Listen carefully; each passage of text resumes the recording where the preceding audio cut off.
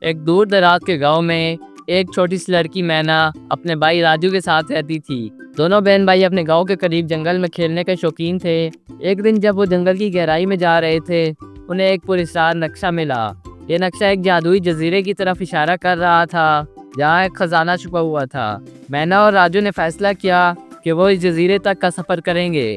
انہوں نے ایک چھوٹی سی کشتی بنائی اور سمندر کی طرف روانہ ہو گئے۔ سمندر کی لہروں کے درمیان انہیں ایک جادوئی مچھلی ملی جس نے انہیں بتایا کہ جزیرے تک پہنچنے کے لیے انہیں 3 چیلنجز کو پورا کرنا پڑے گا۔ پہلا چیلنج ایک بادل کے دروازے سے گزرنا تھا جہاں انہیں ایک پراسرار پہیلی کو حل کرنا تھا۔ دوسرا چیلنج ایک جادوئی درخت کے پاس تھا جہاں انہیں ایک گیت گا کر خوش کرنا تھا۔ تیسرا چیلنج ایک غار کے اندر تھا جہاں انہیں ایک ڈریگن کو شکست دینی تھی۔ ہر چیلنج کو پورا کرتے ہوئے مینا اور راجو نے اپنی ہمت اور ذہانت کا مظاہرہ کیا۔ آخرکار وہ جزیرے تک پہنچ گئے اور خزانہ پایا، لیکن خزانہ صرف سونے چاندی کا نہیں تھا بلکہ ایک جادوئی پتھر تھا جو انہیں اپنے گاؤں کو بہتر بنانے کی طاقت دیتا تھا۔